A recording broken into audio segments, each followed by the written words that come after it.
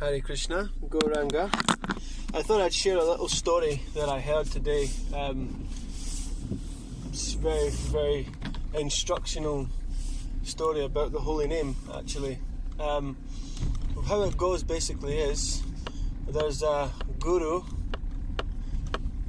and he's there with his disciple. And his disciple says, give me some instruction, tell me something, some mantra or something, So the guru basically gives him, what he tells him is a very confidential mantra. And he tells him the mantra, he says, Hare Krishna, Krishna Krishna, Hare Hare, Hare Rama, Rama Rama, Hare Hare. Now the disciple, he goes off and he's thinking, wow, okay, I've got this most confidential mantra. Now sometimes we hear actually that when we're given such a confidential mantra, we become a little bit puffed up. We think we know something that other people don't know, or maybe the guru's given us some favourable, he's shown some specific mercy on us that no one else gets. So we become a little bit puffed up. So that's one thing to be aware of also, as a moral of the story. But the other part is, it continues on like this. So he goes off, he's got his confidential mantra, and he's going through the village, the disciple, and he sees a washer lady washing clothes. Now this is in India, of course, and back in the day they'd be banging with rocks, boom, boom, boom, banging the clothes with rocks. And so she is banging the clothes, and she's chanting Hare Krishna. Hare Krishna, Hare Krishna, Krishna. So she's chanting Hare Krishna, and then he hears and he thinks, what is this? She knows the same mantra that I've just been given. I thought it was a confidential mantra. And he thinks, it must be a coincidence, So then he's going again through the village, walking, and he comes past a river, and there's some boatmen, and the boatmen are sorting their nets out and so on and so forth. And they say, they're also chanting the holy name, Hare Krishna, Krishna Krishna, Hare Hare. They're chanting Hare Krishna. And again, he's just totally stunned. He's thinking, how can this be? Surely it can't be a coincidence now.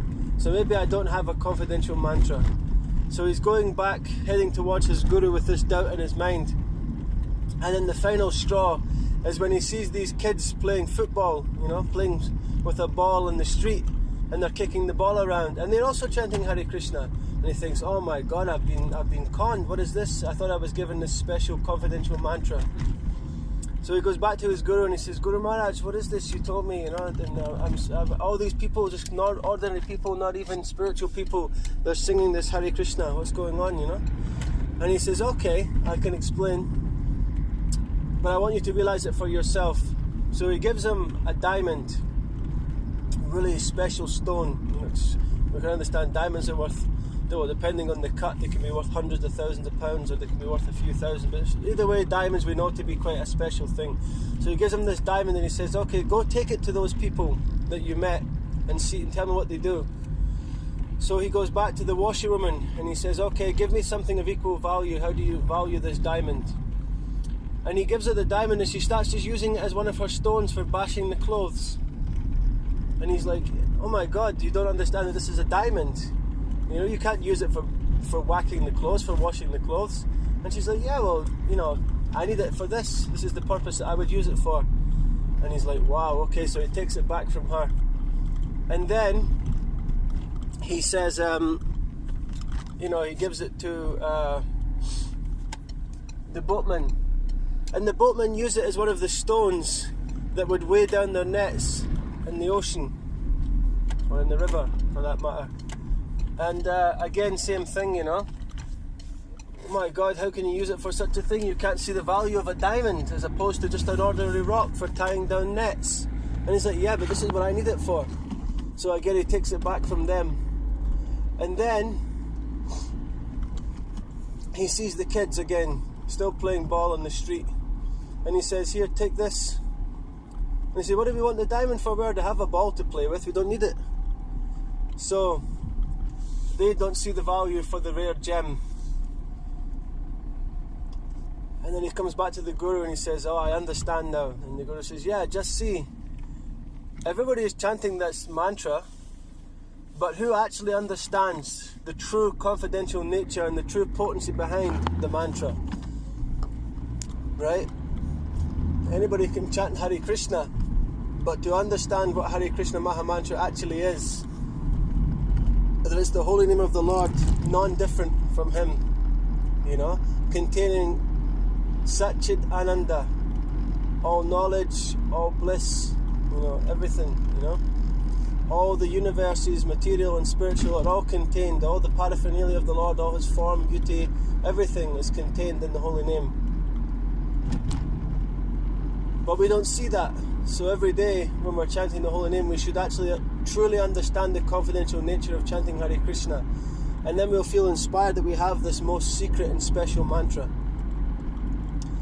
Because we give the holy name freely to everyone, and they'll gain benefit from chanting. This is one thing to understand. It's although there is a confidential nature, there is a higher and higher, ever-increasing higher nature of the holy name, But still, even at the lower level of the holy name, there is so much mercy. There is so much benefit of chanting. There is never a time where the holy name is not giving something to the living entity. So from that point of view, we should still distribute the holy name freely. But for our own selves, we should deepen what we give to the holy name and what we take from the holy name. Or gain, should I say, from the holy name, not take, Because naturally we don't want anything from Krishna except His devotional service. But in that exchange of love between us and Krishna, there should be, we need something at first. In our early stages, we do at least need something, whether it's just the feeling of a purified heart, or the relief of no more sinful reactions, or the confidence that Krishna is always looking out for us, so on. These kind of things are important to the jiva at first, because we've been knocked around so much in the material world. We're thinking, oh man, surely Krishna consciousness is going to change my conception, my perception, my reception. These things, when I go out in the world, do I look like a changed person? Do people receive me as a changed person? Is my understanding changed? Yeah? Is my freedom from fear, anger, greed, envy, lust, are those things being curbed, controlled, and lifted by the chanting of the holy name? Right? So we want all these different things at first. And then gradually, bit by bit, as we narrow it down to the pure chanting of the holy name, we then can actually just simply wish to see Krishna, wish to react and interact with Krishna, and experience pure Krishna prema. And that takes some time, and it takes also associating with devotees who can do that. We have to hear from devotees who chant Shuddha Nam. So every day we should regularly hear the singing of Srila Prabhupada and his talks on Krishna consciousness. And in that way, every time he speaks Krishna Katha, we're actually remembering Krishna in a pure way. It'll have that extra powerful effect. So it's a very simple process,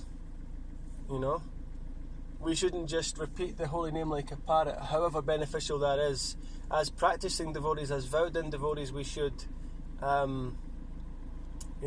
really give ourselves to the holy name and experience the true, full potency.